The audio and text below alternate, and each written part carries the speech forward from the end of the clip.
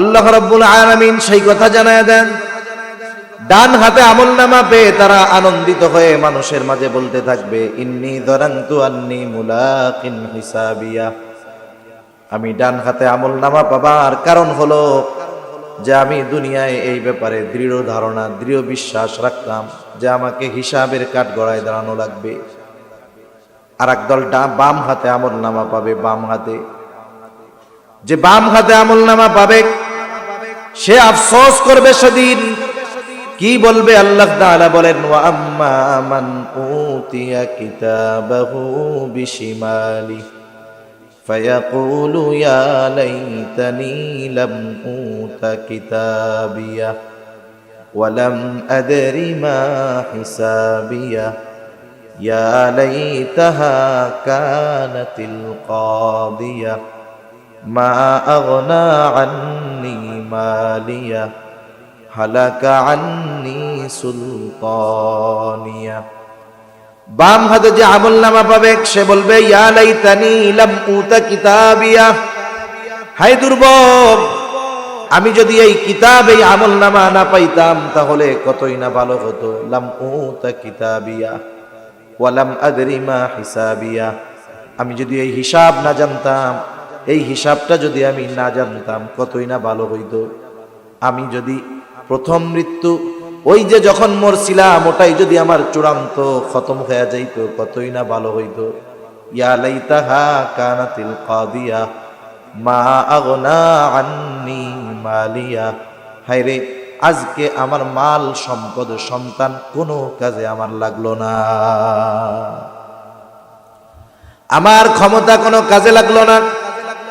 কারণ মানুষ যখন বাম হাতে আমলনামা পাবে সে বুঝতে পারবে তার সব কিছুই নিষ্ফল। দুনিয়ার সম্পদের বাহাদুরি, টাকা পয়সার বাহাদুরি, ধন দৌলতের বাহাদুরি, সমতার বাহাদুরি, কোনো কিছুই কাজ হবে না যদি বাম হাতে আমলনামা পেয়ে যায়। এই জন্য আমাদের প্রত্যেকের উচিত কোন কর্মগুলো করলে ডান হাতে আমলনামা পাওয়া যাবে ওই কর্মগুলো বেশি বেশি করা। তাহলে আল্লাহ তাআলা জানায় দিলেন, উল্লেখ করার মতো কিছুই ছিল না। আল্লাহ তাআলা আমাকে আপনাকে এমন পানি থেকে আকৃতি প্রদান করেছেন যেটা গায়ে লাগলে, পোশাকে লাগলে গা অপবিত্র হয়ে যায়, পোশাক অপবিত্র হয়ে যায়। আল্লাহ তাআলা বলেন, ইন্না খলাকনাল ইনসানা মিন নুতফাতিন আমশাজ। আল্লাহ তাআলা মাতা পিতার মিশ্রিত পানি থেকে আমাকে আপনাকে সৃষ্টি করেছেন, যেটা এমন, এত ঘৃণা ওটাকে করা হয়, বলে গায়ে পোশাকে লাগলে ওটা অপবিত্র হয়ে যায়, নামাজ হয় না, গায়ে লাগলে ধুয়ে ফেলতে হয়।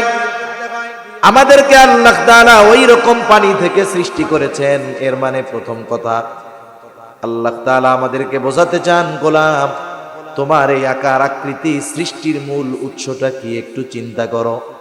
যদি একটু ভাবো, যদি একটু চিন্তা করো গোলাম, কখনো অহংকার করতে পারবা না, আর আমি আল্লাহর নাফরমানিও কখনো করতে পারবা না। কিন্তু কথা হলো, আমরা যখন একটু বড় হই, ক্ষমতা হয়, টাকা পয়সা হয়, সুন্দর চেহারা হয়, সম্মান ইজ্জত হয়, আমরা আমাদের এই গড়ন গঠন সৃষ্টির মূল উৎস যেটা, সেটার কথা বলে যাই। আল্লাহ তাআলা যখন মায়ের পেটের ভিতরে, মায়ের রেহেমে ওই পানিটুকু পৌঁছায় দেয়, মায়ের অ্যাবডোমেনের সাথে গিয়া ওই পানিটুকু লেগে যায়, ওই অবস্থায় মায়ের শরীর থেকে ওই পানিটা রক্ত শুষতে শুরু করে। এইভাবে 120 দিন অতিবাহিত হবার পর এইবার এটা একটা মাংস পিণ্ডে তৈরি হয়ে যায়।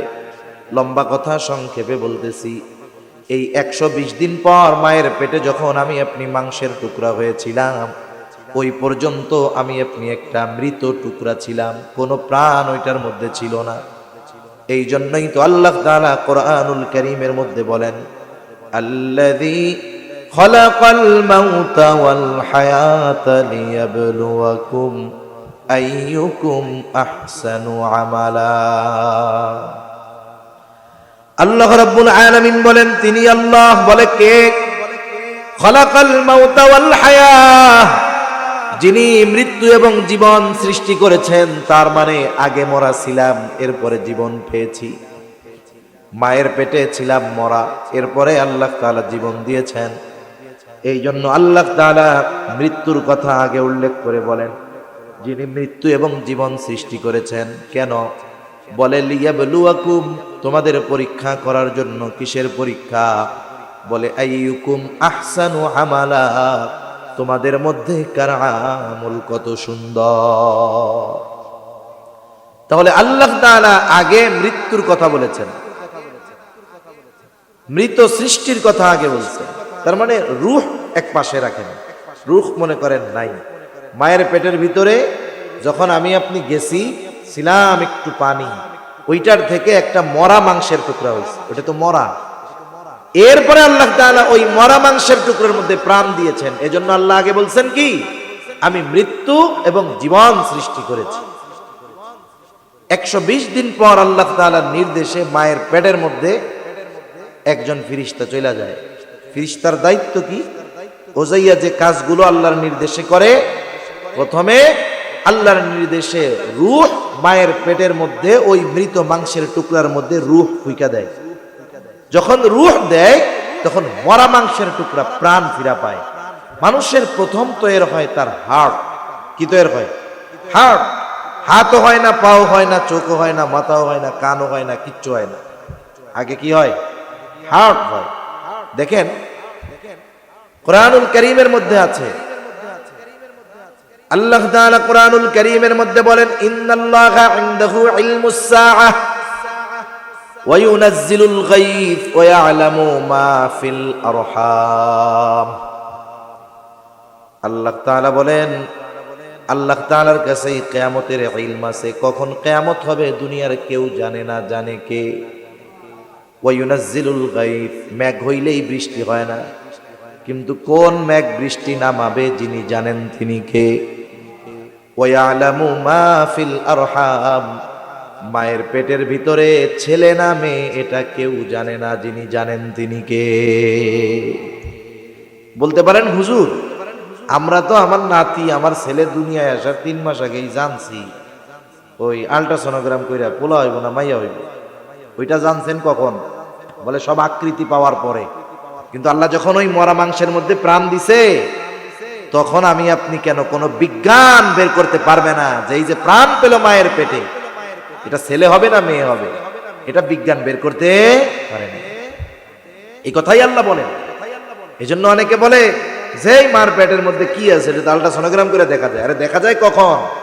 যখন সে গঠন আকৃতি পেয়ে যায় তখন। কিন্তু যখন ওই মৃত মাংসের টুকরায় আল্লাহ প্রাণ দিলেন, ওই প্রাণটা ছেলে হবে না মেয়ে হবে ততক্ষণ পর্যন্ত কেউ বলতে পারে না, যতক্ষণ না সে একটা আকৃতি পায়।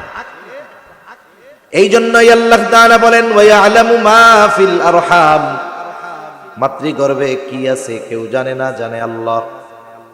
এই যে মায়ের গর্ভে যখন আমাকে আপনাকে প্রাণ দিয়ে দেওয়া হলো, এই দেহটা তখন মূল তৈরি হচ্ছে।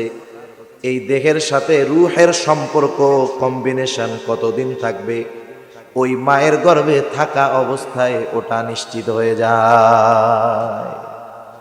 কতদিন আমার দেহের সাথে রূহের সম্পৃক্ততা থাকবে, এটা আল্লাহ তাআলা মায়ের গর্ভে থাকতেই নির্ধারণ করে দেয়। হায়াত নির্ধারিত হয়ে যায় মায়ের গর্ভে থাকতে। অথচ এই নির্ধারিত হায়াত সম্পর্কে আমাদের জানা নাই। আমরা অনেকে মনে করি জোয়ান মানুষ, 30 বছর বয়স, এখনো কি মরার টাইম হয়েছে?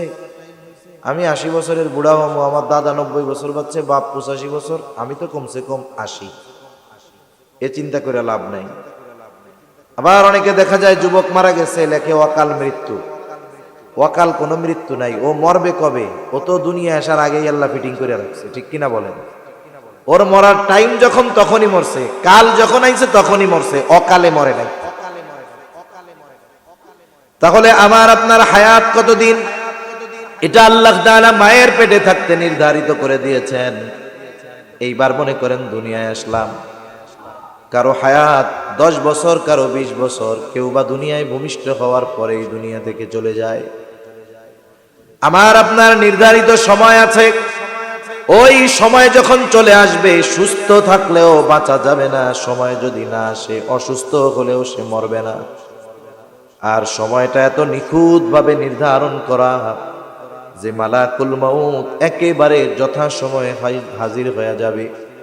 এক মুহূর্ত আগেও সে আসবে না, এক মুহূর্ত আসার ক্ষেত্রে বিলম্বও সে করবে না।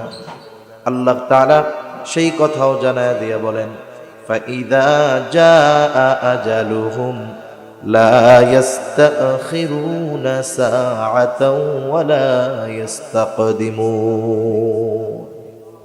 যথাসময়ে মৃত্যু হাজির হয়ে যায়,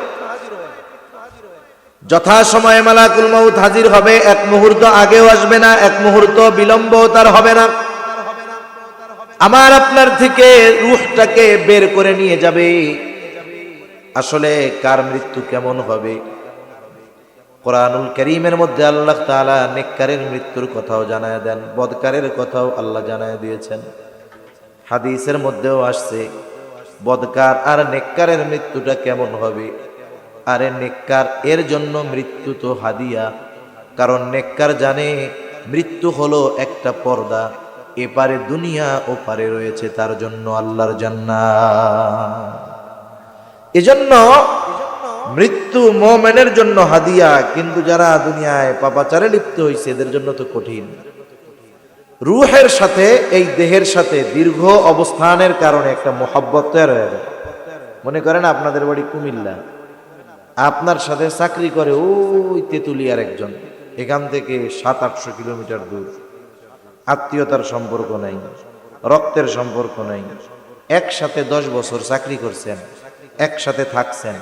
বলেন তো যখন তার থেকে আপনারা বিচ্ছিন্ন হয়ে যাবেন, এই লোকটার জন্য কষ্ট লাগবে, কান্নাকাটি করবে মানুষ, ঠিক না?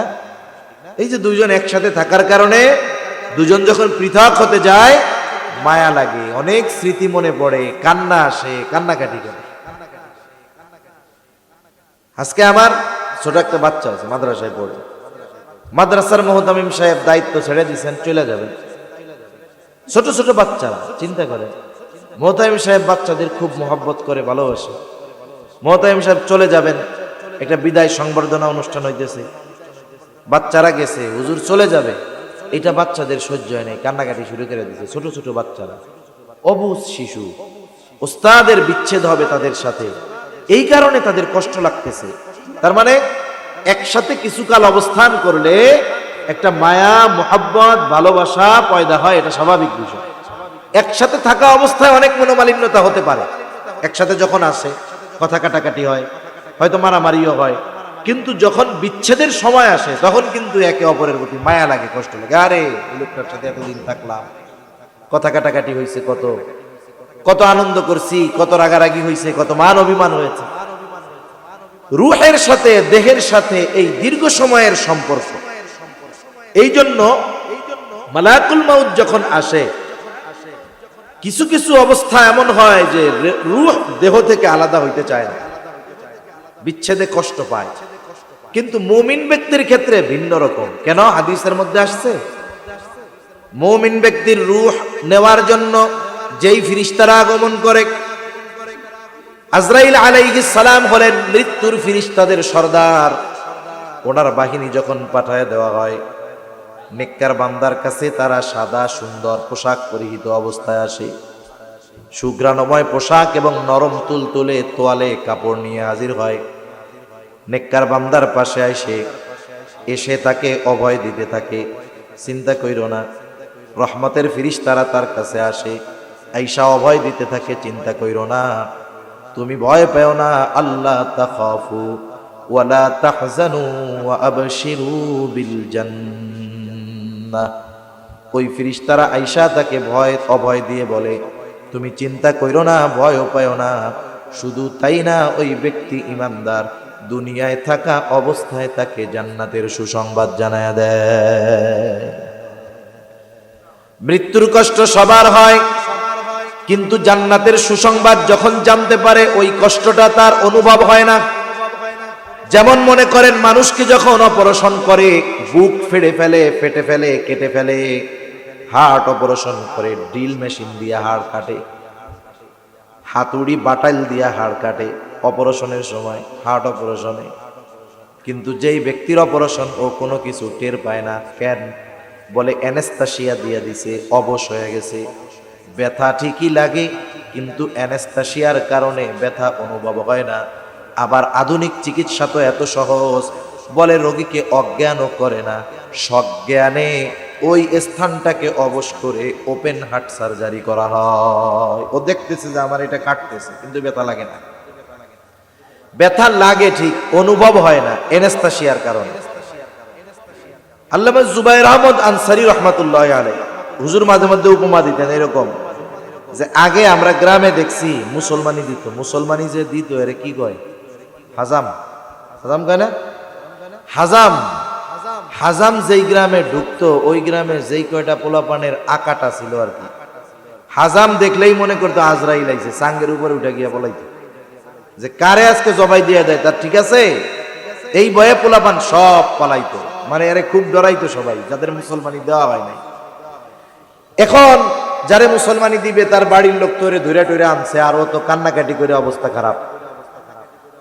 আর হাজাম যারা, এরা খুব রসালো মানুষ, রসের রসের কথা কইতে পারে, মানুষের সাথে খুব সহজে মিশতে পারে, পোলাপানের সাথে অল্প সময়ের মধ্যে পোলাপানের সাথে একবারে গল্প টল্প জমায় ফেলছে। গল্প করতে করতে কয় বেড়া তোরে কি তোরে মারলে তোর ব্যথা লাগে? না লাগে না। চিমটি দিলে ব্যথা লাগে? কয় না। দেই তো এরকম দিছে, ব্যথা লাগে? না। মানে একটু উত্তেজিত বানায় দিছে না। ব্যথা লাগলেও তো কইব লাগে না। ব্যথা লাগে? না। চোখ বন্ধ করতো, ব্যথা লাগে। এবার ওই জায়গা ধরে টিপ মারে, ব্যথা লাগে? না। এই কইতে কইতে কোন সময় কাটতে কুইটা তেনা বেচানো শেষ, ও টেরও পায় না। ঠিক কিনা কোন? বলেন তো, ওর কি ব্যথা লাগে নাই? এমন লাগছে, কিন্তু খেয়ালটাকে অন্যদিকে নিয়ে গেছে। যখন ব্রেন অন্যদিকে, খেয়াল অন্যদিকে, কষ্ট লাগছে কিন্তু টের পায় না। আল্লাহর বান্দা চিন্তা করতেছে এখন তো মালাকুল মাউত আসবে, আর রহমতের ফেরেশতারা আইসা কয় তুমি তো জান্নাতি বান্দা। এই যে খেয়াল দিছে ঘুরাইয়া, আর মালাকুল মাউত মৃত্যুর ফেরেশতা চলে আসছে। আইসা কি করে? মুমিন বান্দার পাশে আইসা বলে, ও আল্লাহর প্রিয় বান্দার রূহ, আল্লাহর রহমতের দিকে ধাবিত হও। এই কথা যখন বলা হয়, মুমিনের ঘামের সাথে শ্বাসের সাথে আস্তে করে রূহ বের হয়ে যায়। নবীজি বলেন, কেমন যেন গ্লাসের মধ্যে যখন জগ থেকে আস্তে আস্তে পানি ঢালা হয়, অনুরূপভাবে মুমিন ব্যক্তির রূহ তার দেহ থেকে ওই মৃত্যুর ফেরেশতাদের ওই সুঘ্রাণময় কাপড়ের মধ্যে চলে আসে।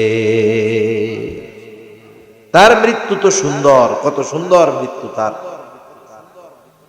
এইবার ওই কাপড় পেঁচানো নিয়ে আসমানের দিকে ফেরেশতারা রওনা হয়ে যায়। চতুর্দিক সুঘ্রাণময় হয়ে যায়। আসমানের প্রত্যেক আসমানের দরজা আছে। প্রথম আসমানের দরজার কাছে যখন যাওয়া হয়, আসমানের দরজার পাহারাদারেরা জিজ্ঞাসা করে কে কার রূহ? বলে অমকের ছিল অমক। বলে হ্যাঁ, লোকটা বড় ভালো মানুষ ছিল, এর জন্য আসমানের দরজা খোলার অনুমতি রয়েছে। তার মানে দেখেন, দুনিয়ায় অনেক মানুষ আছে, দুনিয়ার মানুষ হয়তো তাদেরকে চিনে না, কিন্তু আসমানের ফেরেশতাদের কাছে তারা অপরিচিত না। বলে হ্যাঁ, লোকটা খুব ভালো ছিল, দরজা খুলে দেওয়া হয়। এভাবে 7 আকাশের দরজা তার জন্য খুলে দেওয়া হয়। আর আল্লাহ তাআলার পক্ষ থেকে বলা হয়, যাও আমার এই বান্দার নামটা জান্নাতীদের তালিকায় অন্তর্ভুক্ত করে দাও। সুবহানাল্লাহ। আর যদি ব্যক্তি পাপিষ্ঠ হয়, পাপাচারে লিপ্ত ব্যক্তি হয়, তওবা করে নাই, এই ব্যক্তির কাছে ফেরেশতারা কুৎসিত চেহারায় খসখসে মোটা গন্ধযুক্ত কাপড় নিয়ে হাজির হয়ে যায়। তার কাছে তো আর রহমতের ফেরেশতা আসে না। ওই মালাকুল মউত, মৃত্যুর যেই ফেরেশতারা যেই সূরাতে তার কাছে আসে, দেখে সে ভয় পেয়ে যায়। বলে এই পাপিষ্ঠ ব্যক্তির রূহ আল্লাহর আযাবের দিকে অগ্রসর হ।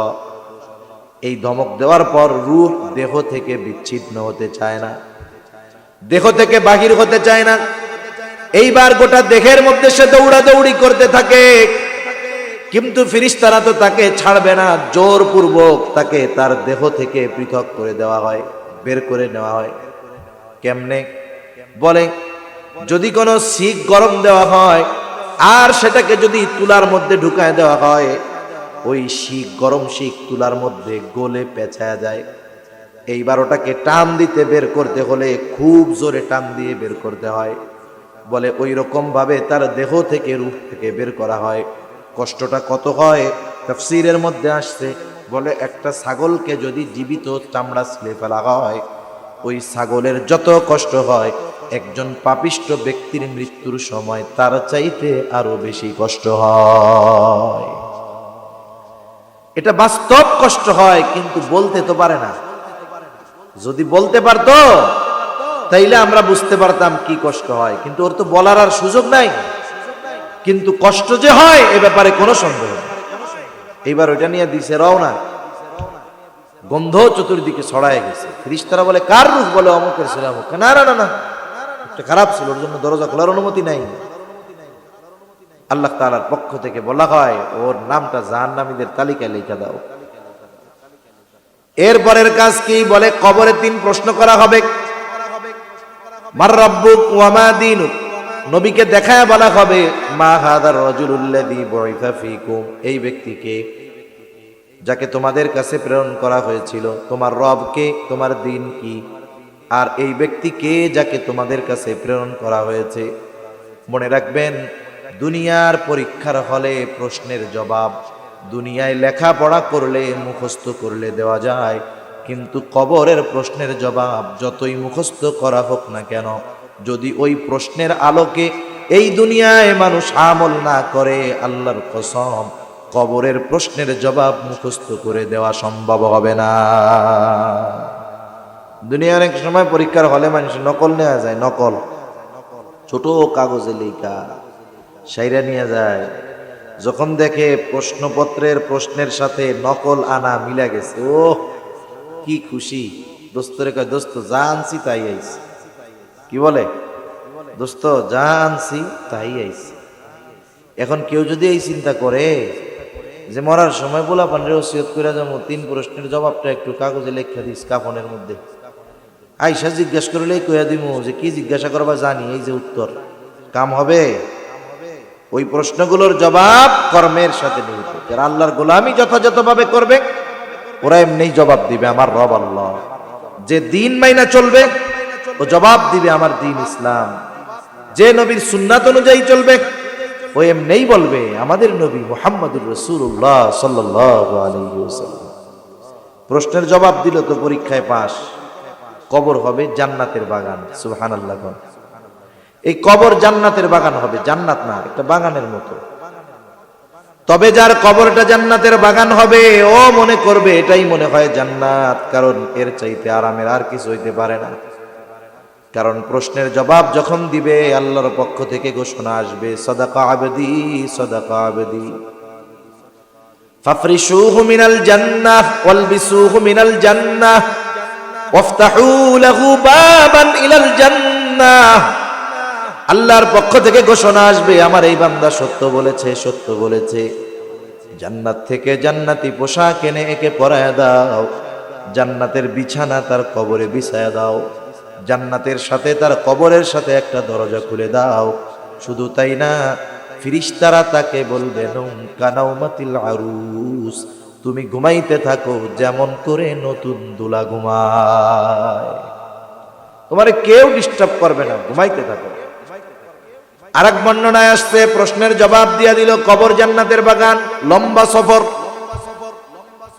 লম্বা সফর একা একা করা বড় কষ্টের। আপনি যদি এখান থেকে কক্সবাজার যাইতে চান একা একা, সাথে কেউ নাই, কত পেরেশানি।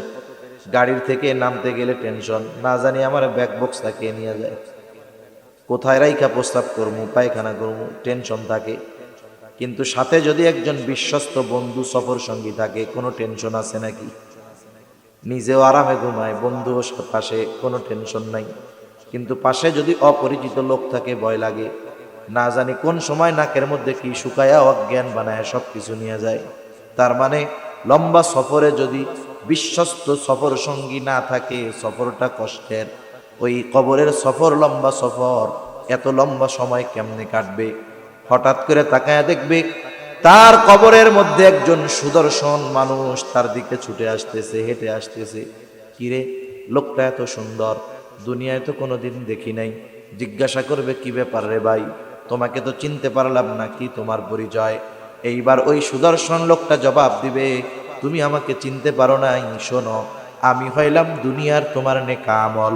আমাকে আল্লাহ তাআলা এই আকৃতি দিয়া তোমার কাছে পাঠিয়েছে তোমার সঙ্গদানের জন্য। তুমি চিন্তা করো না, ভয় পেও না বন্ধু, আমি তোমাকে জান্নাত পর্যন্ত না পৌঁছায়া দিয়া তোমার থেকে এক মুহূর্তের জন্য আলাদা হব না। শোনেন নাই?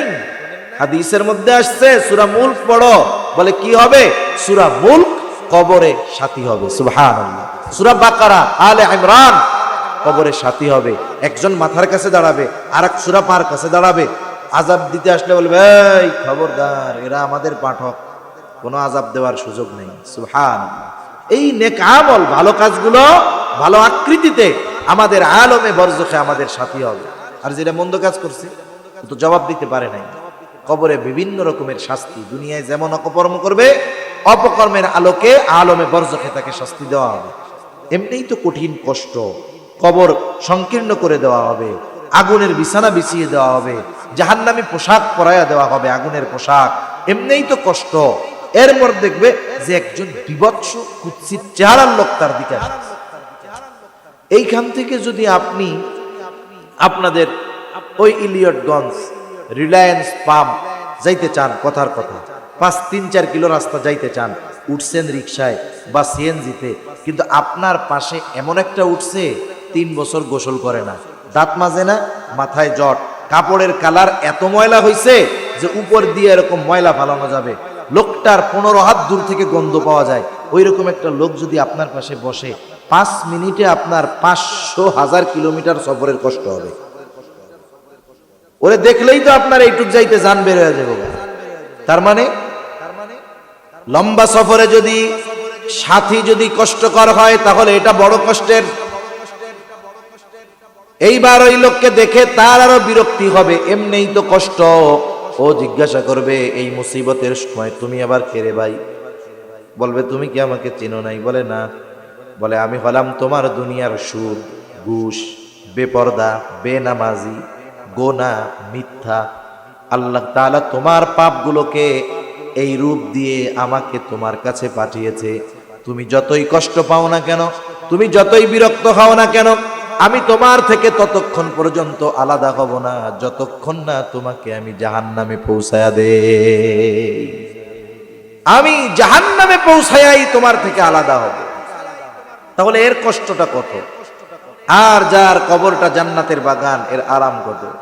যার কবর জান্নাতের বাগান, ও মনে করবে এটা জান্নাত। আর যে ওই শাস্তি ভোগ করবে, ও মনে করবে এর চেয়ে কঠিন শাস্তি আর কেমনে হয়, এটাই মনে হয় জান্নাত। কিন্তু ফেরেশতারা জানাবে যে না ভাই, এটা তো জান্নাত না, বরং জান্নাতে যে নেয়ামত, এইখানের তুলনায় যে নেয়ামত জান্নাতে, তুমি তা কল্পনাও করতে পারতেছ না। বলেন তো, আমি আপনি যদি এতটুকু ভালো একটা আছে আমার কাছে, আমি দেখলাম যে ওরে আল্লাহ, এর চেয়ে আরো বড় ভালো আছে, তখন ওই ছোটটা নিয়ে আমি কি খুশি থাকবো না ভালোটা চাবো আরো? যেই ও আরো ভালো জান্নাতের কথা শুনবে, নেয়ামতের কথা শুনবে, ও এবার আল্লাহর কাছে বলবে, আল্লাহ তাড়াতাড়ি কিয়ামত কায়েম করেন, আমি জানি আমার আসল জায়গা জান্নাতে যেতে পারি। আর জাহান্নামী যার কবর জান্নাতের গর্ত, ও মনে করবে এটা জাহান্নাম। ওকে বলা হবে না না, এটা জাহান্নাম নয়, বরং জাহান্নামের তুলনায় এটা কিছুই না। বরং কিয়ামতের পর তোমার জন্য এমন আবাসস্থল আছে যার আযাব অকল্পনীয়। এই কথা শুনে সে এতটা ভীত হবে, দোয়া করা শুরু করবে, আল্লাহ কিয়ামত যেন কখনোই কায়েম না হয়। তাহলে একটা সময় দুনিয়া থেকে আমরা যাব, ভালো আমল যদি হয় তাহলে কবর জগৎ আলমে বরজখ শান্তির জায়গা, বদ আমল যদি হয় আলমে বরজখ কষ্টের জায়গা। একটা সময় আলমে বরজখের অবস্থান আমাদের শেষ হয়ে যাবে, দীর্ঘকাল থাকতে হবে, তবে ওই সময় ওই স্থানে অবস্থান একটা সময় কি হবে, শেষ হয়ে যাবে। আল্লাহ তাআলা এই পৃথিবীর সর্বশেষ মানুষটাকেও এই পৃথিবী থেকে আলমে বরজখের বাসিন্দা করবেন। তাফসীরের মধ্যে আসছে সর্বশেষ যেই ব্যক্তি দুনিয়া থেকে ইন্তেকাল করবে আলমে বরজখে, আমাদের ভাষায় কবর জগতে, সে কমপক্ষে 40,000 বছর থাকবে। কয় হাজার বছর? আমরা কত বছর থাকবো এর হিসাব কইতে পারি না, কিন্তু সর্বশেষ যিনি যাবেন কমপক্ষে 40,000 বছর, আরো বেশিও হইতে পারে। এই পৃথিবী থেকে সিংগায় ফুৎকারের মাধ্যমে মানব বসতির ইতি আল্লাহ তাআলা ঘটাবেন, পরিসমাপ্তি আল্লাহ তাআলা করবেন। আল্লাহ তাআলা বলেন, وَنُفِخَ فِي الصُّورِ فَصَعِقَ مَنْ فِي السَّمَاوَاتِ وَمَنْ فِي الْأَرْضِ إِلَّا مَنْ شَاءَ اللَّهُ ثُمَّ نُفِخَ فِيهِ أُخْرَى فَإِذَا هُمْ قِيَامٌ يَنْظُرُونَ। আল্লাহ তাআলা জানিয়ে দেন, প্রথমবার যখন সিংগায় ফুৎকার দেওয়া হবে, ফাসাইকা মান ফিস সামাওয়াতি ওয়া মান ফিল আরদি ইল্লা মান শাআল্লাহ। আসমান জমিনের মাঝে যত প্রাণী আছে, যত প্রাণ আছে, আল্লাহ তাআলা যেগুলো চান সেগুলো ছাড়া সকল প্রাণী অজ্ঞান হয়ে যাবে।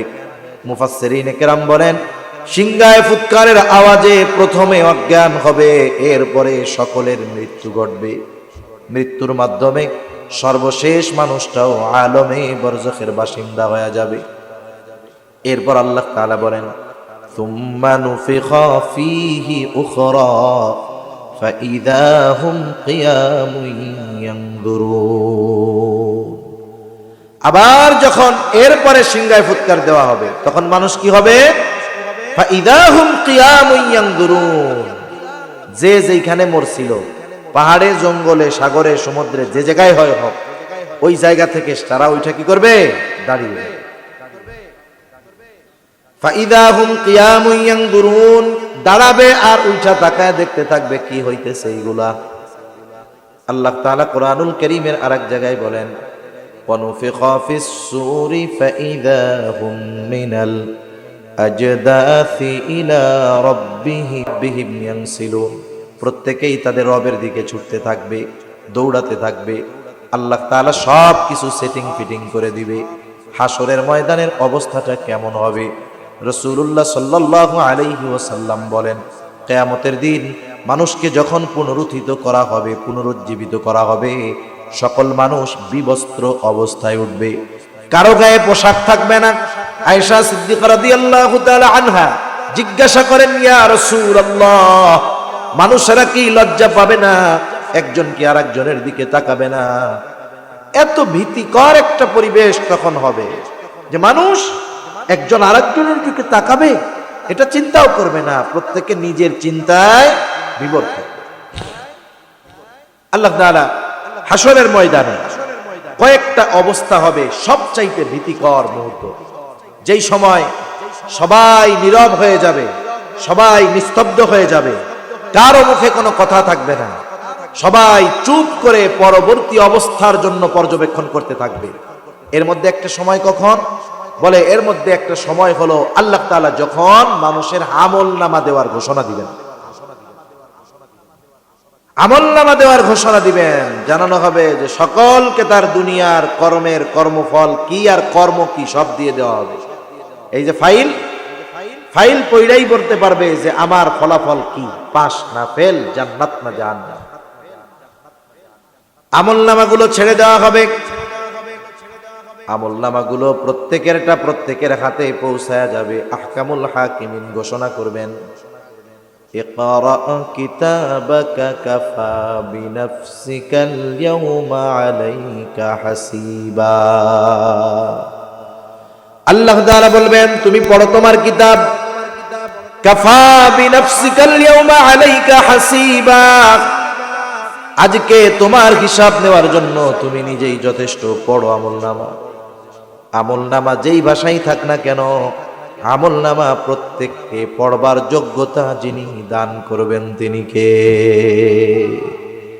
আমি আপনি যেই ভাষার হই না কেন, আর আমলনামা যেই ভাষার হোক না কেন, পড়ার যোগ্যতা আল্লাহ দিয়ে দিবে।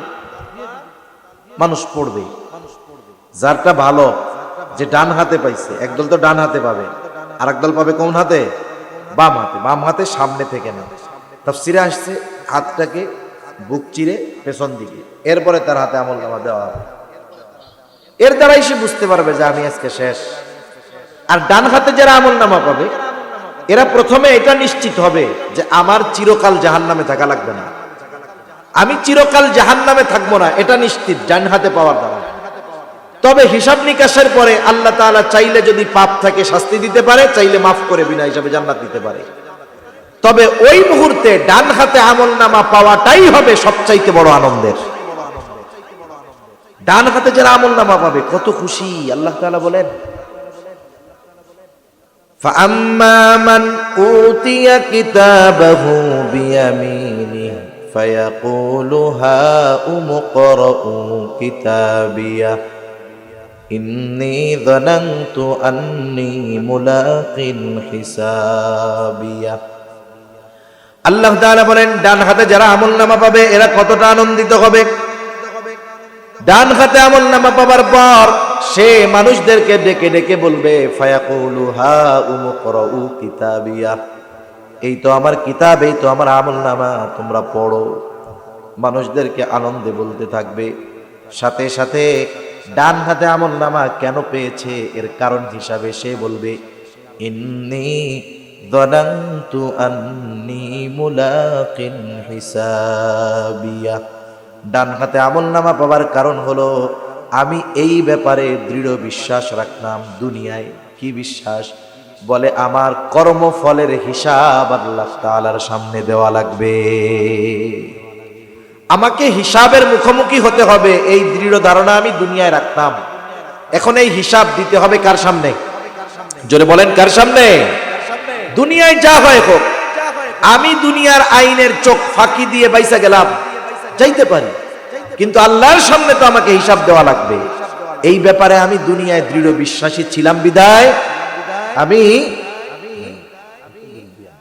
সম্ভব না, আমি হয়তো 7:15 পর্যন্ত করতে পারি, কষ্ট দিবেন না ভাই।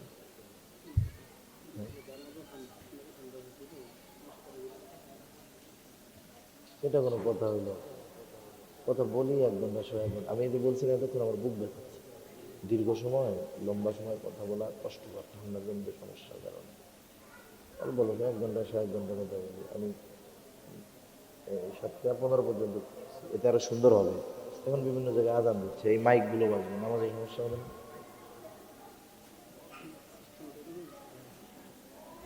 কথা হলো না।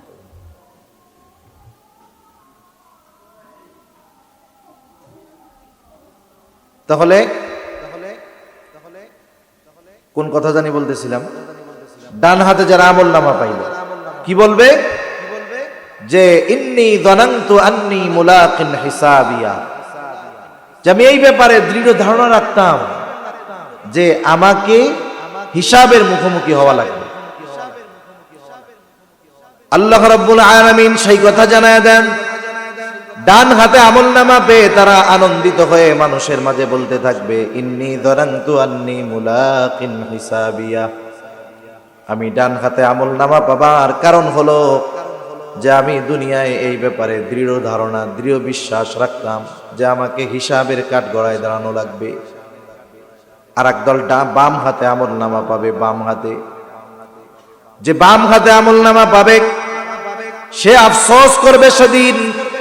কি বলবে? আল্লাহ তাআলা বলেন, ওয়া আম্মা মান উতিয়া কিতাবাহু বিশিমালি ফায়াকুলু ইয়া লাইতানি লাম উতা কিতাবিয়া ওয়া লাম আদরি মা হিসাবিয়া ইয়া লাইতাহা কানাতিল কাদিয়া মা আগনা আন্নি মালিয়া হালাকা আন্নি সুলতানিয়া। বাম হাতে যে আমলনামা পাবে সে বলবে, ইয়া লাইতানি লাম উতা কিতাবিয়া, হায় দুর্ভোগ, আমি যদি এই কিতাব, এই আমলনামা না পাইতাম তাহলে কতই না ভালো হতো। লাম উতা কিতাবিয়া ওয়া লাম আদরি মা হিসাবিয়া, আমি যদি এই হিসাব না জানতাম, এই হিসাবটা যদি আমি না জানতাম কতই না ভালো হইতো। আমি যদি প্রথম মৃত্যু, ওই যে যখন মরছিলাম, ওটাই যদি আমার চূড়ান্ত খতম হয়ে যাইতো কতই না ভালো হইতো। ইয়া লাইতাহা কানাতিল কাদিয়া মা আগনা আন্নি মালিয়া, হায় রে আজকে আমার মাল সম্পদ সন্তান কোনো কাজে আমার লাগলো না, আমার ক্ষমতা কোনো কাজে লাগলো না। কারণ মানুষ যখন বাম হাতে আমলনামা পাবে সে বুঝতে পারবে তার সব কিছুই নিষ্ফল। দুনিয়ার সম্পদের বাহাদুরি, টাকা পয়সার বাহাদুরি, ধন দৌলতের বাহাদুরি, সমতার বাহাদুরি, কোনো কিছুই কাজ হবে না যদি বাম হাতে আমলনামা পেয়ে যায়। এই জন্য আমাদের প্রত্যেকের উচিত কোন কর্মগুলো করলে ডান হাতে আমলনামা পাওয়া যাবে ওই কর্মগুলো বেশি বেশি করা, ওই কর্মগুলো আমাদের বেশি বেশি করা। তাহলে ডান হাতে যে আমলনামা পাবে সে জান্নাতি, বাম হাতে যে আমলনামা পাবে সে জাহান্নামী। সর্বশেষ যদি কেউ পাপের কারণে জাহান্নামী হয়ও, ডান হাতে আমলনামা পাইছে, এক সময় ঈমানের কারণে আল্লাহ তাআলা তাকে মাফ করে জান্নাত দিয়া দিবে, ঠিক কিনা কোন? এবার সবাই ডানপন্থী জান্নাতি, বামপন্থী জাহান্নামী। ডানপন্থী জান্নাতি জান্নাতি জান্নাতে চলে যাবে, কিন্তু বাস্তবতা হলো সে যখন জান্নাতে যাবে, জান্নাতে গিয়ে দুনিয়ার পরিচিত সবাইকে পাবে না, দুনিয়ার পরিচিত জন সবাইকে দেখতে পাবে না। জান্নাতের মধ্যে গিয়া তার পরিচিত জন সে খুঁজতে থাকবে, কিন্তু দেখবে কোথায় রে, সবাই তো জান্নাতে নাই। তাফসিরে ইবনে কাসির সহ প্রসিদ্ধ সব তাফসিরের মধ্যে এসেছে আল্লাহ তাআলা জান্নাতীদের মধ্যে কথাবার্তা এবং দেখার ব্যবস্থা আল্লাহ তাআলা করে দিবে। জান্নাতি জাহান্নামী পরস্পর পরস্পরকে দেখবে, জান্নাতি জাহান্নামী পরস্পর কথাবার্তা বলবে। কেমনে দেখবে, কথা বলবে, এটা আধুনিক জামানায় বোঝা সহজ। আপনার আত্মীয় সৌদি আরব আছে, আমেরিকা আছে, আপনি যদি মোবাইলে ইন্টারনেটের কানেকশন দিয়া ভিডিও কলে ফোন দেন, ঘন্টা লাগে না, কয়েক সেকেন্ডের ভিতরে তাকে দেখা যায়, তার কথা শোনা যায়, কি খাইতেছে দেখা যায়, কোথায় যাইতেছে দেখা যায়, যায় কি যায় না? শোনাও যায়, দেখাও যায়। আল্লাহ তাআলা এই ব্যবস্থা করে দিয়েছেন। আল্লাহ তাআলা বিশেষ ব্যবস্থাপনায় জান্নাতীদের দেখা কথাবার্তার ব্যবস্থা করে দিবেন জাহান্নামীদের সাথে। জান্নাতীরা জাহান্নামের মধ্যে তাকায় দেখবে জাহান্নামে অনেক পরিচিত জন দেখা যায়। মনে করেন এইখানে যদি মাঠ ভরা লোক থাকতো, যদি এই সব অপরিচিত লোকের মধ্যে একজন যদি আমার পরিচিত থাকতো, চেহারা দেখার পরে আমি তাকে চিনতাম কি চিনতাম না? অনুরূপভাবে জাহান্নামী সব অপরিচিত, কিন্তু তাকায় দেখবে এইটা আমার পরিচিত, পরিচিত গুলাকে চিনতে পারবে, চিন্তা করবে আহারে এই মানুষটার সাথেই তো দুনিয়ায় আমি চলাচল করতাম, আহারে সে আজকে জাহান্নামী। এই দৃশ্য দেখে জান্নাতি আল্লাহর দরবারে কৃতজ্ঞতার মাত্রা বাড়ায় দিয়া বলবে, আল্লাহ আপনি যদি আমার প্রতি দয়া না করতেন তাইলে হয়তো আজকে আমাকেও ওর সাথে জাহান্নামে থাকা লাগতো, আজকে হয়তো আমাকে ওর সাথে জাহান্নামে থাকা লাগতো। আল্লাহর শুকরিয়া আদায় করবে যে আপনার কারণেই, আপনার রহমতের কারণেই আমি দ্বীনের উপরে চলতে পারছি আর আজকে জান্নাতে আছি। এবার জাহান্নামী জান্নাতীদেরকে দেখবে, বেশিরভাগ অপরিচিত, তাতে কি পরিচিত যে তারে চিনতে পারবে। পরিচিত জন যখন দেখবে জান্নাতের মধ্যে তখন আফসোস করবে, বলবে আরে এই লোকটাই তো আমার প্রতিবেশী ছিল, বন্ধু ছিল, একসাথে চলাচল করতাম, আজকে ও জান্নাতি আমি জাহান্নামী। আফসোস করবে, আফসোস যদি দুনিয়ায় ওর কথা শুনতাম তাহলে আজকে আমিও ওর সাথে জান্নাতে থাকতে পারতাম। এইবার জাহান্নামী আফসোস করবে, এই আফসোস তার কষ্ট বৃদ্ধির কারণ হয়ে যাবে।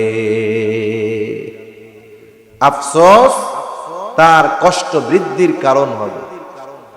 এইবার দেখার পরে জান্নাতীদের একটু জানতে মন চায় যে এরা কি জন্যে জাহান্নামে গেল, জাহান্নামী কেন হইল, নিজেদের মধ্যে আলোচনা করতেছে, জানতেও মন চায়। আল্লাহ তাআলা বলেন, আল্লাহ তাআলা এবার জান্নাতি আর জাহান্নামীদের মধ্যে কথাবার্তার ব্যবস্থা করে দিবে। সুবহানাল্লাহ কন্যা। জান্নাতীরা জাহান্নামীদের জাহান্নামে যাওয়ার কারণ জিজ্ঞাসা করবে, বলে মা সালাকাকুম ফি সাকার, কোন জিনিসে তোমাদেরকে সাকারে আনলো, কারণ কোন কারণে তোমরা জাহান্নামী হইলা, কোন আমলের কারণে জাহান্নামী হইলা। জিজ্ঞাসা করবে জাহান্নামে যাওয়ার কারণ। এইবার জাহান্নামীরা তাদের জাহান্নামে যাওয়ার কারণ বলবে। মুফাসসিরিনে কেরাম বলেন, এখানে যদি চিরস্থায়ী জাহান্নামী হয় এক হিসাব, আর যদি ইমানদার পাপের কারণে জাহান্নামে গেল তাহলে আর এক হিসাব। এখন আসেন, প্রথম কারণ তারা বলবে জাহান্নামী হওয়ার, কি বলবে? ক্বালু লাম নাকু মিনাল মুসাল্লিন। এক নাম্বার কারণ তারা বলবে আমরা মুসল্লি ছিলাম না, আমরা নামাজি ছিলাম না, মুসল্লি ছিলাম না। যদি প্রশ্নটা কাফেরদের ব্যাপারে হয় তাহলে কথা হবে এরকম যে আমরা ঈমান তো আনি নাই, নামাজিদের সাথে নামাজও পড়ি নাই। আর যদি জাহান্নামী চিরকাল জাহান্নামী না হয় তাহলে তার তো ঈমান আছে কিন্তু বদআমল করছে নামাজ না পড়া, এই জন্য বলবে জাহান্নামী হওয়ার কারণ হলো নামাজ পড়ি নাই, মুসল্লি ছিলাম না। এখন মুসল্লি কাকে বলে? সপ্তাহে একদিন জুমার মসজিদে হাজিরা দিলে সে মুসল্লি নয়, বরং প্রকৃত মুসল্লি তো সে শত ব্যস্ততায়ও যার নামাজ ছুটে যায় না, বরং পাকা মুসল্লি তো সে যার অন্তর মসজিদের সাথে লাগোয়া থাকে। হাদিসের মধ্যে আসছে, নবীজি বলেন কিয়ামতের দিন 7 শ্রেণীর মানুষকে আল্লাহ তাআলা আরশের ছায়ায় স্থান দিবে। কয় শ্রেণীর মানুষ? 7 শ্রেণীর মানুষ। এদের মধ্যে এক শ্রেণীর মানুষ নবীজি বলেন রাজুলুম কলবুহু মুআল্লাকুম ফিল মাসাজিদ। এক শ্রেণীর মানুষ হলো নবীজি বলেন যাদের অন্তর সর্বদা মসজিদের সাথে লাগোয়া থাকে। সে যেখানেই যাক না কেন নামাজের সময় হলে কাজে কর্মে লিপ্ত থাকতে পারে না। নামাজের সময় যখন চলে আসে তার মধ্যে এক ধরনের অস্থিরতা কাজ করে এবং সে তখন মসজিদে গিয়ে আল্লাহর কুদরতি কদমে লুটিয়ে পড়ে ওই অন্তরের মধ্যে প্রশান্তি ফিরিয়ে আনে। প্রকৃত নামাজি নামাজের ওয়াক্ত যখন হয়, নামাজ না পড়া পর্যন্ত তার মধ্যে একটা অস্থিরতা কাজ করে, ঠিক কিনা কোন? মসজিদে দৌড় দেয় যত ব্যস্ততা থাক, বলে এই লোক যদিও সব সময় মসজিদে না কিন্তু অন্তর মসজিদের সাথে লাগোয়া। হাসরের দিন যখন কোথাও ছায়া থাকবে না, 7 শ্রেণীর মানুষকে আল্লাহ আরশের ছায়ায় জায়গা দিবে। এই 7 শ্রেণীর মধ্যে এক শ্রেণীর মানুষ হলো এই ধরনের লোক, পাক্কা মুসল্লি। আল্লাহ আমাদের পাক্কা মুসল্লি হওয়ার তৌফিক দান করেন। এখন দেখেন অনেক মানুষ নামাজ পড়ার টাইম পায় না, ব্যবসায়ী নামাজ পড়ার টাইম পায় না তার ব্যবসার কারণে, সিএনজিওয়ালা নামাজ পড়ার সময় পায় না তার সিএনজি চালানোর কারণে, কত মানুষ ভালো কাজ করতে গিয়েও নামাজ পড়ার টাইম পায় না, আছে না নাই? কৃষি কাজ করে নামাজ পড়ার টাইম পায় না। এই যে মানুষ কাজকর্ম করে কেন করে? বলে রিজিকের জন্য করে। কিসের জন্য করে? জোরে বলেন না, কিসের জন্য? রিজিকের জন্য করে। বলেন তো রিজিকের মালিক কে? আরো জোরে বলেন, কে? রিজিকের মালিক হলেন আল্লাহ। এখন কেউ যদি রিজিক পাওয়ার আশায় রিজিকের মালিকের বলে দেওয়া পদ্ধতি বাদ দিয়ে নিজের পদ্ধতিতে পরিশ্রম করে রিজিক অন্বেষণ করতে চায় নামাজ কালাম বাদ দিয়া, তাহলে বলেন তো বরকতময় রিজিক কি সে পাবে? কখনোই পাবে না। যা পাবে দেখবেন অভাব ঘোষে না। এই জন্য আল্লাহ তাআলা জানায় দেন, বান্দা মুসল্লি হয়ে যাও, আমি আল্লাহ রিজিক দিয়া দিব।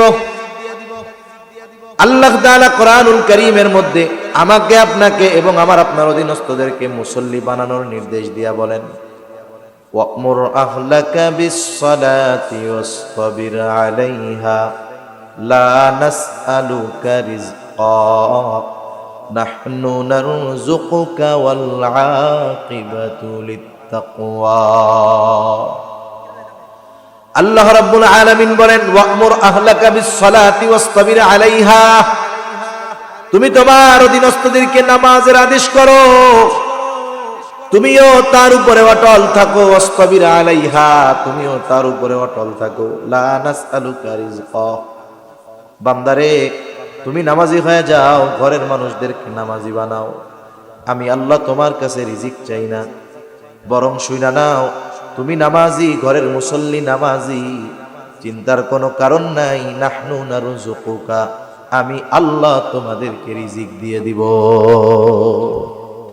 তাহলে যদি বরকতময় প্রশস্ত রিজিক আমরা চাই, তাহলে আমাদের নামাজি হতে হবে, আমাদের অধীনস্থ যারা তাদেরকেও নামাজি বানাতে হবে। অনেক মানুষ আছে নিজে নামাজ পড়ে, কিন্তু অধীনস্থ পোলাপান, ছেলে মেয়ে, ওয়াইফ, এরা নামাজ কালাম পড়ে না।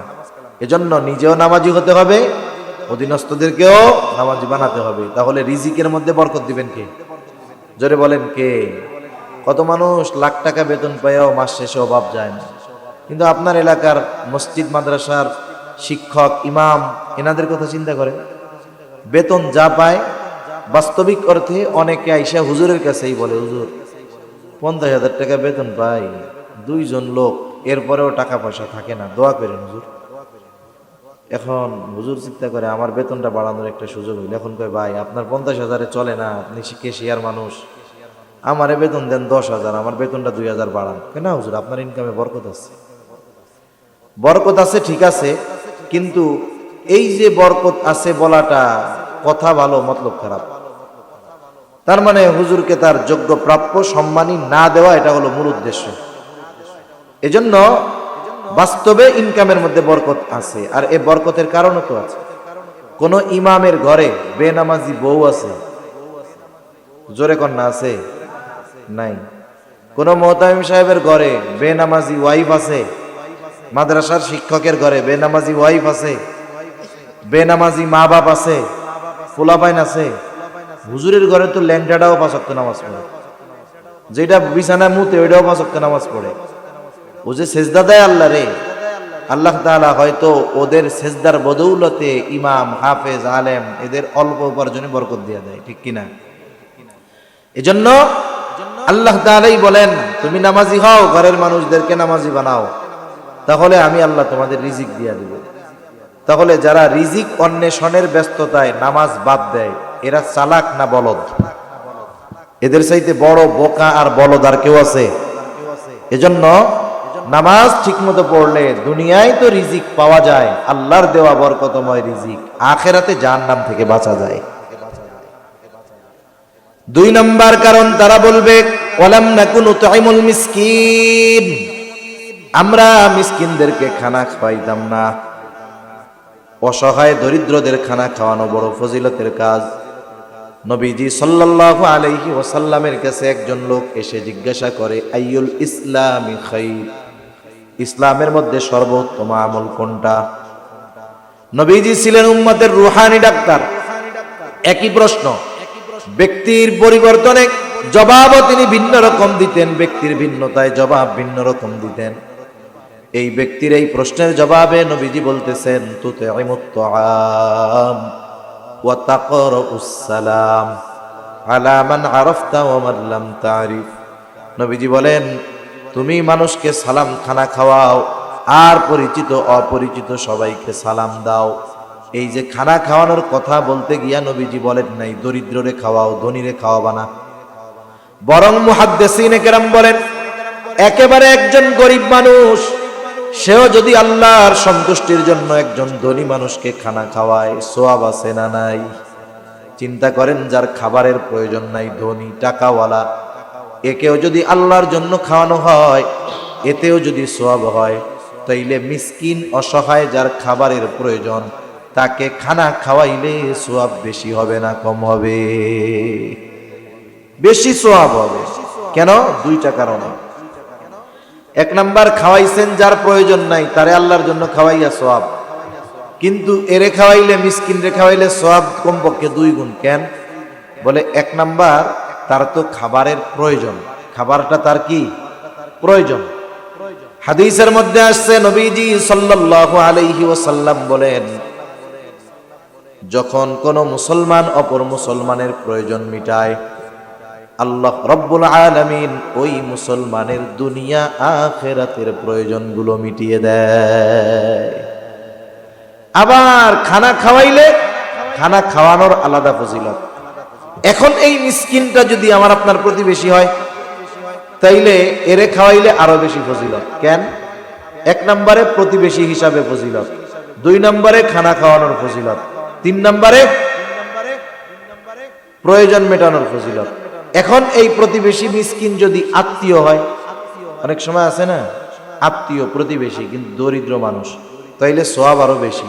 বলে 1 নাম্বার আত্মীয়তার হক আদায় হয়, 2 নাম্বার মিসকিনের খানা খাওয়ানোর সওয়াব হয়, 3 নাম্বার প্রয়োজন মেটানোর সওয়াব হয়, 4 নাম্বার কি হয়, প্রয়োজন মেটানোর সওয়াব হয়, খানা খাওয়ানোর সওয়াব হয়, তারপরে আত্মীয় হিসাবে সওয়াব হয়, প্রতিবেশী হিসাবে সওয়াব হয়, 4 গুণ সওয়াব পাওয়া যায়।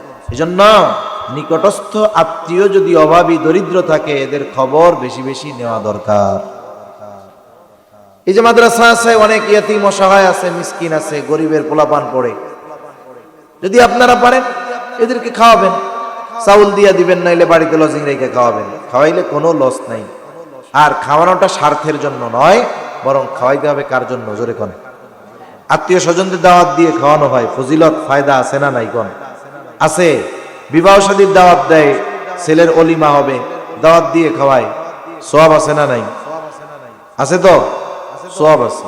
আবার খাওয়াইয়া যদি টাকা নেয়, ফজিলত আছে, টাকার ফজিলত তো আছে, সওয়াব নাইলে না হইলো, টাকা তো কিছু হইছে। কতজন হিসাব করে 2 লাখ খরচ করে আমার 5 লাখ কামাই হয়েছে, ব্যবসা ভালোই। এটা হলো ভদ্র বেশে ডাকাতি, এর কি দাওয়াত দেওয়া বলে নাকি? খানা খাওয়াইতে হবে, যাকেই খাওয়াই, দরিদ্র হোক, অসহায় হোক, বড়লোক হোক, কার জন্য খাওয়াবো? অনেকে গরিব প্রতিবেশীর উপকার করে এই স্বার্থে যে আমি ডাক দিলে কাম কাজ করে দিব। একটা শীতের পোশাক দিছে এই উদ্দেশ্যে, ডাক দিলে কাম কাজ করে দিবে। এখন পোশাক দিছে, খাওয়াইছে, কাজের জন্য ডাকছে, আসে না, এখন খোটা দেয়। হ্যাঁ, আমার ভাই বিদেশের থেকে জ্যাকেটটা পাঠাইছে, আমি মাত্র 3 দিন গায়ে দিয়েছি, তোমারে দিয়ে দিলাম, কালকেও আমরা গোস্ত না খাইয়া তোমাকে খাওয়াইলাম, আর একটু কাজের জন্য ডাকলাম, আসলা না। এই খোটা দেওয়া লোক আছে না নাই? তার মানে বোঝা গেল আল্লাহর জন্য খাওয়াই নাই। সাহাবায়ে কেরাম আল্লাহর জন্য খাওয়াইতো।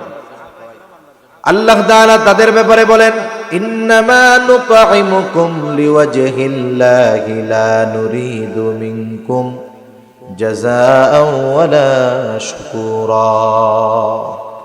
আল্লাহ রাব্বুল আলামিন বলেন, তারা বলে ইন্নামা নুতঈমুকুম লিওয়াজহিল্লাহ, তোমাদেরকে আমরা আল্লাহর জন্যই খানা খাওয়াইছি, যেহেতু আল্লাহর জন্য খাওয়াইলাম, লা নুরিদু মিনকুম জাযাআ, তোমাদের কাছে আমরা কোনো বিনিময় চাই না, প্রতিদান চাই না, ওয়ালা শুকুরা, এই খানা খেয়ে তোমরা আমাদেরকে ধন্যবাদ দাও, আমাদের কৃতজ্ঞতা প্রকাশ করো, এটাও চাই না।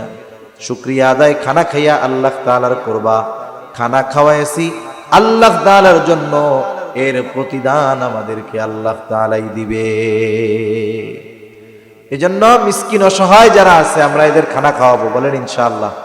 প্রতিবেশী হইলে আরো বেশি হকদার, ইমানের সাথে সম্পৃক্ত। নবীজি বলেন ওই ব্যক্তি মুমিন না যে পেট ভইরা খায় আর তার প্রতিবেশী অভুক্ত থাকে,